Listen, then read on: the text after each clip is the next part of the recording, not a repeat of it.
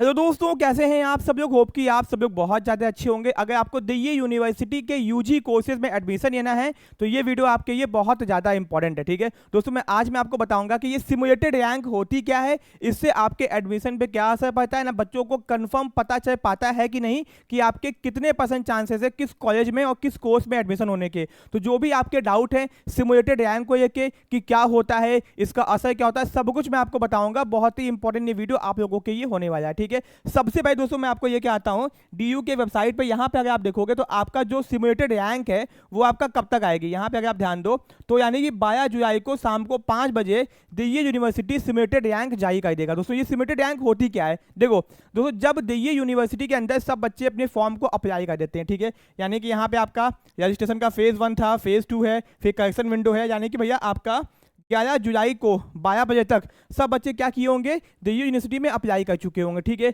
अब दोस्तों दिल्ली यूनिवर्सिटी को ये पता चल चुका होगा भैया किसको कहाँ पे एडमिशन चाहिए, चाहिए हुआ नहीं है, और कौन सा कॉलेज चाहिए पहले प्रेफरेंस पे, एंड दोस्तों उनके मार्क्स कितने हैं। तो इससे उनको आइडिया लग जाएगा भैया कितनी किस कॉलेज की कितनी कट ऑफ जा रही है। ठीक है, इससे उनको बच्चों को ये बताने में आसानी होगी कि भैया अगर आपने ये कॉलेज चूज किया है तो कितने चांसेस हैं आपके कि ये कॉलेज आपको मिल सकता है। यानी आपका रैंक दिखाएगा।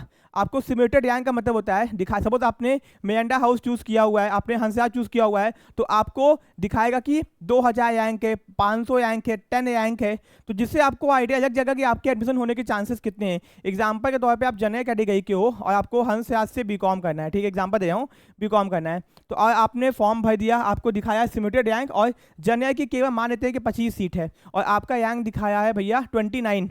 तो यानी कि 25 ही सीट है और 29 रैंक दिखाया, तो यानी कि आपके चांसेस कम है। बट अगर कोई ऊपर का बच्चा सीट छोड़ता है, क्योंकि 4 नंबर ही नहीं, 4 रैंक की आप नीचे 28 29 आप हो। ठीक है, तो आपके चांसेस हैं कि आपका हंसराज में हो सकता है। एंड दोस्तों आपको फिर मौका भी दिया जाएगा, आप अपने प्रेफरेंस को चेंज कर सकते हो। यानी जब आपका सिमुलेटेड रैंक दिखाएगा तो उसके बाद में आप उसके हिसाब से आप, अगर मान लो आपने जो प्रेफरेंस भरा हुआ है उसमें आपकी रैंक बहुत ज़्यादा है, यानी उसमें तो नहीं हो पाएगा, तो आपको उसको चेंज करने का ऑप्शन दिया जाएगा। यहाँ पे ध्यान दो, आप अपने प्रेफरेंस को चेंज कर सकते हो। ठीक है, क्यों कर सकते हो, क्योंकि मानो मैंने कोई प्रेफरेंस सेट कर दिया और उसमें मेरा कॉलेज क्या बोलते हैं बहुत हाई दिख रहा है मुझे। ठीक है, 2000 आएंगे, 5000 आएंगे, तो वहाँ तो हो नहीं पाएगा। और मुझे किसी कॉलेज के अंदर second, third, fourth, fifth, six, 10, 20 दिख रहा है, तो मैं उसको चेंज कर सकता हूँ। लेकिन सुन लो, इसको चेंज करो चाहे नहीं करो, आपका एडमिशन मार्क्स और कट ऑफ के अकॉर्डिंग ही होगा। ठीक है, ये आपको पता होना चाहिए। ठीक है, तो दोस्तों सिमुलेटेड रैंक क्या होता है अच्छे से समझिए, वरना बाद में आपको होगी भाई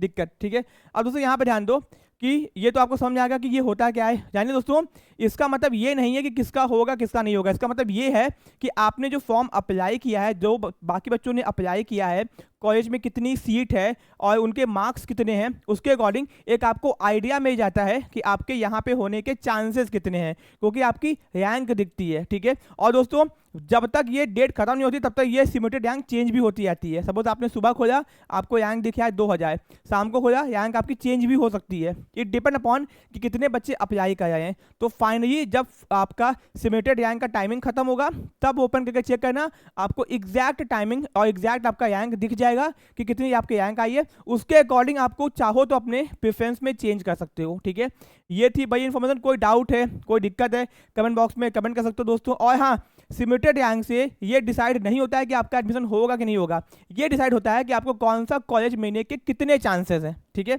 ओके, यानी कि आपको ये आइडिया लग जाएगा भैया कि हाँ मेरा इस कॉलेज में एडमिशन होने के कितने चांसेस हैं।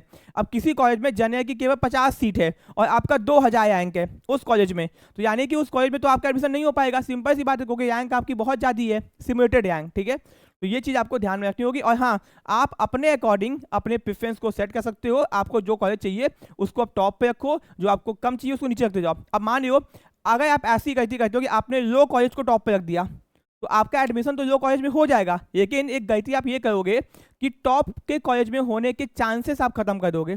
मान लो मुझे SICC में एडमिशन चाहिए, मेरे मार्क्स 800 हैं और मुझे पता है कि 900 नंबर पे एडमिशन होता है, बट मैंने SICC को नीचे रख ही दिया। तो अगर मेरे बाई चांस सीट खाई होती है और मेरे चांसेस भी होने वाले होंगे तो वो नहीं होंगे ना, क्योंकि मैंने ऑलरेडी उसको नीचे कर दिया है। तो भैया आपको जो भी प्रेफरेंस सेट करना है वो टॉप टू लो सेट करना है, यानी सबसे टॉप के कॉलेज को ऊपर रखना है, लो कॉलेज को नीचे रखना है। एक बात को ध्यान से समझियो, वरना आपको बहुत दिक्कत होगी। आपको लोग बताएंगे इसको ऊपर रख दो, इसको नीचे कर दो, नहीं, जो भी टॉप के कॉलेज हैं उनको आप टॉप पे ही रखिए, उसके बाद उसके नीचे उसके नीचे उसके नीचे उसके नीचे रखिए। जिससे होगा क्या, एंड आपको जो कोर्स चाहिए उस कोर्स के अकॉर्डिंग, अगर आपका मान लो आपने किसी घटिया कॉलेज को या फिर लो कॉलेज को ऊपर रख दिया, आपका फर्स्ट बाय में एडमिशन हो गया, तो आपके टॉप के कॉलेज में एडमिशन होने के चांसेस खत्म हो जाएंगे। ये आपको कोई नहीं बताएगा, बस कहेंगे मैं आपकी प्रेफरेंस सीट बना दूंगा, आपको बेस्ट प्रेफरेंस सीट दूंगा। भैया बेस्ट प्रेफरेंस सीट यही होती है कि टॉप के कॉलेज को ऊपर रखो, उसके बाद नीचे नीचे नीचे नीचे ऐसे। वरना आपने अगर घटिया कॉलेज को ऊपर रखा तो आपका एडमिशन तो हो जाएगा, लेकिन आपको अच्छे कॉलेज मिलने के चांसेस खत्म हो जाएंगे। ठीक है। और दोस्तों ये यूनिवर्सिटी ये खुद कहता है, अपने वेबिनार में बता चुका है कि भैया आप जब भी अपने सेट कीजिए, अपने क्या बोलते हैं इसको सेट कीजिए, तो आपको करना क्या बेटा, आपको हमेशा टॉप टू लो सेट करना है। जिस एंड दोस्तों क्योंकि एडमिशन तो आपके कट ऑफ के अकॉर्डिंग ही होगा, अगर आपका मार्क्स किसी भी कॉलेज में फॉल करता है, यानी किसी भी कॉलेज के हिसाब से, तो आपको वहाँ तो एडमिशन मिलेगा ही मिलेगा, आपकी प्रेफरेंस चाहे जैसी भी हो। अगर किसी कॉलेज का कट ऑफ आप क्लियर करते हो, आपके मार्क्स है, आपने प्रेफरेंस कैसे भी सेट किया है, तो आपको वो कॉलेज तो मिलेगा ही मिलेगा। उससे क्या मतलब कि आपने प्रेफरेंस कैसे सेट किया है, टॉप टू लो सेट करोगे तो चांसेस रहेगा कि अगर ऊपर सीट खाली होगी तो आपको ऊपर अपग्रेड करने के चांसेस होंगे। ये आपको कोई नहीं बताएगा, सब कहेंगे हम आपको बेस्ट प्रेफरेंस सीट दे देंगे, ऐसा कुछ नहीं होता है। ये सब केवल एक तरीके से पैसा कमाने का तरीका है और कुछ नहीं। ठीक है, तो वीडियो बहुत इंपॉर्टेंट है, कोई डाउट है कमेंट बॉक्स में कमेंट कर दो। ठीक है, मैं आपका रिप्लाई करने की कोशिश करूंगा। ठीक है, thank you so much, take care.